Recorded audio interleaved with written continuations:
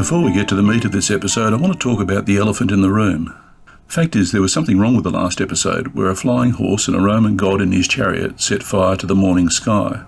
I want you to look again and think hard about what you're seeing.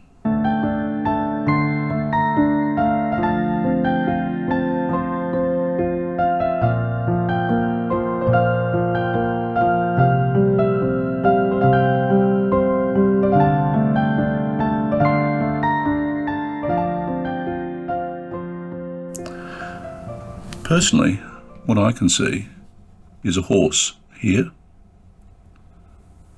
with a bridle there. That silver object on the front is some sort of a bridle, and it's also a harness, because I think the next horse is actually behind it. This first horse has a plumage that runs up here. It starts off grey and then it winds up as this greeny yellow colour, and it's got really fine decoration around its neck, and particularly fine around the top of its foreleg. Its foreleg comes down here, and there's a little plate on its knee, and its hoof is further down the bottom. Now, there's some sort of a saddle or harness arrangement around the front of it, and its rear hindquarters is covered with metal armour of some sort, and you can see that the back leg has like an armour plate across it, so that makes it protected from the heat. And I had thought there was another horse with its head down here, but I don't think there's enough room. I think the horse has actually run off in a line across the top here.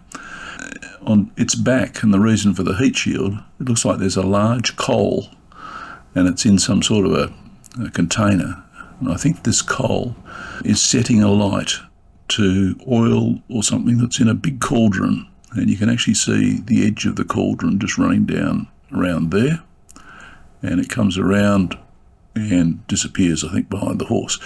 But there's also a little strap around it, which you can see, and some sort of a hook coming out of the side of it. So there's this cauldron, you can see the fire from it streaming off and disappearing upwards. Now if we go a little bit further, you can see, just make out the faint sign of some sort of a harness arrangement leading to the chariot, which is just here.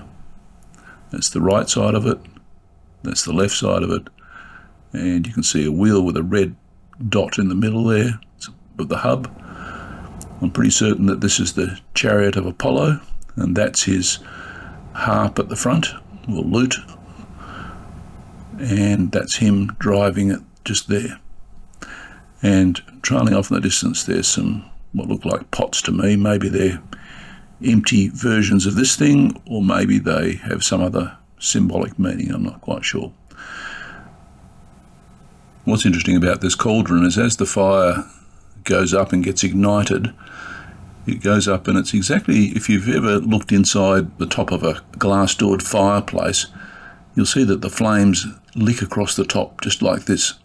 And you can see this incredibly realistic depiction of fire that he's done here. And if you look closely, there's little fireflies falling down from it, and little coals illuminated. Look at that little coal just there as it's heading back down to earth. So that's what these things are. To me, the triumph of this whole thing is just this little bit here, just how realistic it is. But the problem with it is that it's a problem of size again, because from the horse's nose to its rear end is 9 millimetres. From the horse's nose to the outside of the chariot wheel is 19 millimetres. Now 19 millimetres is a bit less than 3/4 of an inch, and 9 millimetres is less than half an inch. Half an inch is 12 millimetres. So the horse is less than half an inch long, and the hot thing is only about 3/4 of an inch long. So that just seems extraordinary for this to be something that's actually there.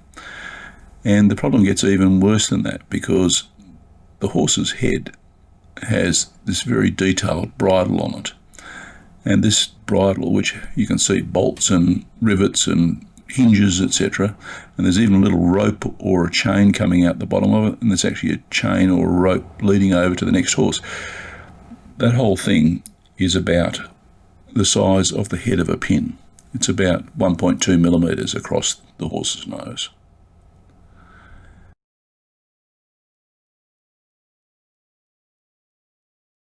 This whole decoration around the foreleg is also just slightly bigger than that. So it's just only slightly bigger than the head of a pin.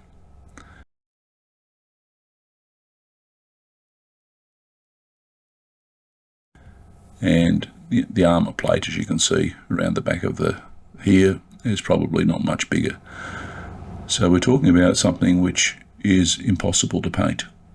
So it can't actually be real, but it is. My intention with this episode was to do a quick walk around the rest of the painting, the windows and the door and the floor, etc., before we looked at the woman and the child in future episodes.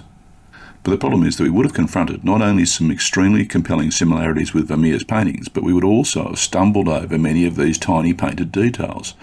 And I didn't want to leave them out because they say so much about the artist. Most of the objects appear to be jewels scattered about, and it'd be easy to dismiss them as they don't seem to have any context in terms of the main subject of the painting. But finding this strange painted horse changes all that because the details are consistent with the context. In other words, the jewelled horse looks just like we might expect the horse of a mythical god to look. But if I was to show you an isolated object, and here's one on the seat just slightly to the left of the horse that I can't explain, it'd be confusing. And not only is the chair covered with these other tiny objects, the whole painting is. So to paint the horse and these tiny objects is an immense technical challenge. We really need to understand how it might have been done. So what I'll do now is I'll abandon my original intention to look at the rest of the painting until the next episode. Instead, go down a rabbit hole while we look at cameras obscura and microscopes. There's been a lot written about Vermeer's use of a camera obscura. While some experts have speculated that he used a full room as a dark chamber in which the image was projected, there's a problem with that. The projected image is back to front and upside down and not particularly pin sharp. It seems far more likely that he used a smaller device, and Gregor Weber in this book has provided evidence that the Jesuit priests of the Catholic community in which Vermeer was living would have had ready access to such devices. I just want to take a moment to show you why a camera obscura would be so useful to an artist. Professional box cameras have pretty much exactly the same principle as a small camera obscura. They're simply a black box where light comes in the front through a lens and then hits a mirror and is projected up through the top of the camera so that you can see what the image is. In a camera, of course, a film camera, the mirror flips out of the way when the photo is taken. So I'll just show you how this actually works and how it looks in practice. Just take the lens off, and if you look in the front of the camera, you'll be able to see the mirror. Particularly if I open the top of the camera up, you'll just be able to see you'll get a reflection of the ceiling then, of course. Now the problem with these devices, of course, is you've got to find a way to stop the light. Light would just continue. If you had a clear piece of glass in the top, light would just continue and you wouldn't see anything but apart from the reflection, and you wouldn't be able to actually focus it at all. Now what you do with these cameras is you put a scratched piece of glass, it's a ground glass as they call it, and it effectively means that the image is caught on that piece of ground glass. It's a little bit blurry, but it means you can actually see what's being projected quite reasonably.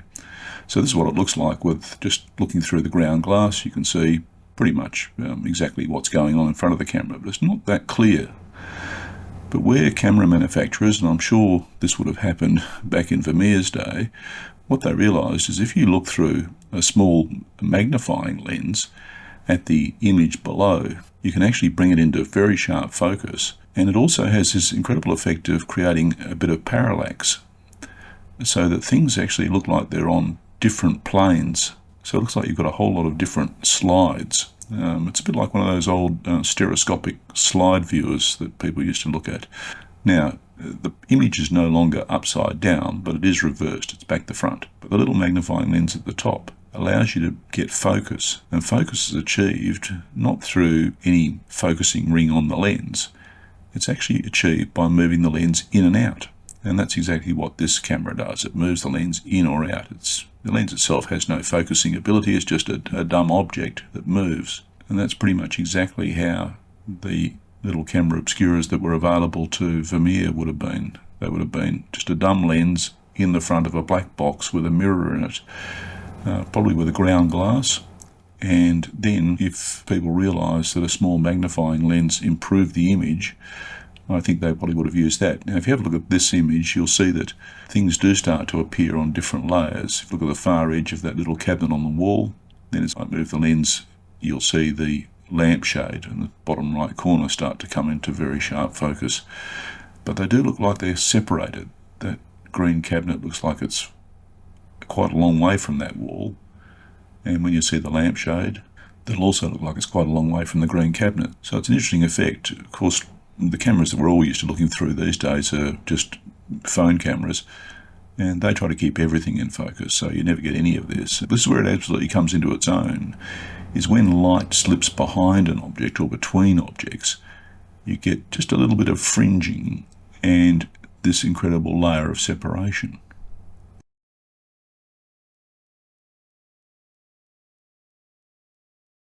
And that's what the painting looks like, and let's have a look at the painting itself through what would effectively be a camera obscura. And you'll see that it suddenly looks more three-dimensional. The woman's dress gets a silhouette in the chair. It looks like it's standing well forward of the wall all of a sudden. It doesn't look like it's painted on a flat piece of canvas. It actually looks like you're looking into a room. And that's that parallax effect I was talking about. And I think that would have really given artists an idea of where to put their light, particularly when they would have been looking through the camera obscura and realising that as soon as you slip a bit of light behind a subject, you get this fantastic separation. So I think the camera obscura is extremely good for helping setups of paintings, not necessarily for using for an actual painting device. We might just go back to Google Earth for a moment to pay another visit to Delft, because there's another player that was a contemporary of Vermeer's that we need to mention, but he wasn't a painter. He was a draper who became very interested in microscopy.